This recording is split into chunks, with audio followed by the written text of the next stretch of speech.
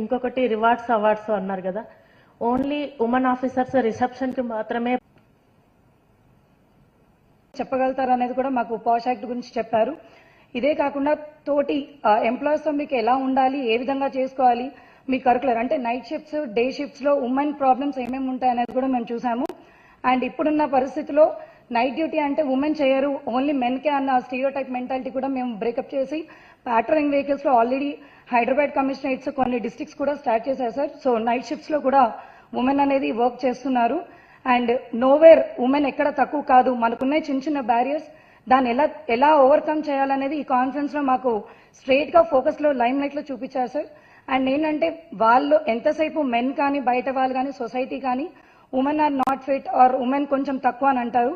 యాక్చువల్గా కౌన్సిలింగ్ ఇవ్వాల్సింది మాకు కాదు, వాళ్ళకి. Because we are capable enough. అబ్బాయిలతో కంపీట్ చేశాము, అన్నిట్లో పొటెన్షియల్లో మెరిట్స్ లో అన్నిట్లోనూ టాప్ లో ఉన్నాము. అండ్ హై లెవెల్ ర్యాంక్ లో కానీ ఎంపవర్మెంట్ లో కానీ అన్నిట్లో దూసుకెళ్తుంది ఉమెనే ఉన్నారు ఇప్పుడు యాజ్ ఆఫ్ నౌ. ఇదే కాకుండా సార్ పర్టికులర్ గా మాకు బందోబస్తు ఉన్నప్పుడు కానీ ప్లటూన్స్ బయట నుంచి వచ్చిన వాళ్ళకి కానీ స్టేషన్స్ లో కొంచెం వాళ్ళకి ఇన్ఫ్రాస్ట్రక్చర్ వైజ్ కానీ ఫెసిలిటీస్ వైజ్ కానీ కొంచెం ఇబ్బంది అవుతుంది సార్. ఇది కాకుండా పర్టికులర్ గా అంటే ఇప్పుడు మనకి గణేష్ బందోబస్తు, ఇది చాలా పెద్ద బందోబస్తు. ఇలాంటి టైంలో కొంచెం అమ్మాయిలకి కొంచెం సేఫ్టీ పరంగా కానీ ఎలాంటి ఏదైనా క్రౌడ్ పెద్దగా వస్తే మీరు ఎలా హ్యాండిల్ చేయాలి, మీరు ఎలా ధైర్యంగా ఉండాలనేది కూడా మాకు మేడం వాళ్ళు కాన్ఫరెన్స్ లో కొన్ని మాకు టిప్స్ లా చెప్పారు. అండ్ మీకు సెల్ఫ్ డిఫెన్స్ అనేది స్కిల్స్ ఎలా ఉంటుందని ట్రైనింగ్ లో నేర్పించారు. ఇంకా ఎన్హాన్స్మెంట్ కావాలంటే కూడా special training, capacity building, skill management అన్ని కూడా నేర్పిస్తామని చెప్పారు సార్. ఈ కాన్ఫరెన్స్ లో పర్టికులర్ గా ఏంటంటే ఉమెన్ అన్న వాళ్ళు 24 to 35 అంటే service like 20 years to 30 years service చేసేవాళ్ళు. మన మైండ్ సెట్, మన క్యాపబిలిటీస్, మనం ఎలా ఉండాలి, మనం ఎంత స్ట్రాంగ్ ఉంటే సొసైటీ ఎంత స్ట్రాంగ్ ఉంటుంది, ఫ్యామిలీ అండ్ ప్రొఫెషనల్ లైఫ్ ని ఎలా బ్యాలెన్స్ చేసుకోవాలి, మన కమిట్మెంట్ ప్రొఫెషన్ కి ఎలా ఉండాలి, ఏ విధంగా ఉంటే మన వర్క్ ఎఫిషియన్స్ గా ఉంటుంది, మనం ఎందుకు డిగ్రేడ్ అనిపించుకుంటున్నామో మనం అప్గ్రేడెడ్ అనేది నిరూపించుకోవాలనే స్ట్రాటజీతో మాకు ఈ కాన్ఫరెన్స్ పెట్టారు. అండ్ ఇందులో నుంచి వచ్చిన అవుట్పుట్స్ అన్ని కూడా మేడం గవర్నమెంట్ కి రిప్రజెంట్ చేస్తూ మిమ్మల్ని ఈరోజు తీసుకొచ్చి మా నుంచి ఇలా చెప్పడం అనేది కూడా ఇది ఒక గ్రేట్ ఆపర్చునిటీ సార్. అండ్ ఈ ఆపర్చునిటీలో first women conference for women police అనేది ఇట్స్ రేర్ అండ్ ఫస్ట్ మనకి అవకాశం డైరెక్టర్ మేడం ఇవ్వడం చాలా great and I'm very thankful for this. And మా ఉమెన్ ఆఫీసర్స్ తరఫు నుంచి అందరికీ thank you so much madam. Thank you for all.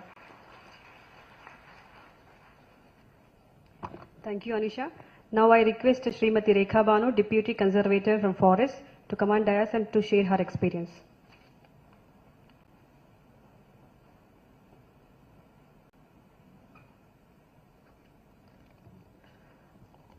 A very good evening to distinguished chief guests for the evening, all the senior officers present on and off the dais, all the fellow participants, print and electronic media present here today. Good evening, all of you. Sir, it has been a pride, privilege and honor to attend this esteemed gathering of the first women conference in Telangana for police and represent the forest department, in which almost about 400 odd police officers across the state from different ranks, from the police constable to the DGP level, have participated. This experience has been being part of this conference itself and discussing the day-to-day issues that the police staff, women officers are facing, overcoming them. If not overcoming them, finding the right solutions through proper discussions. It has been really enlightening and motivating for us, sir, as a person coming from the forest department. Then I have had the personal opportunity of interacting and listening to the best resource persons available here.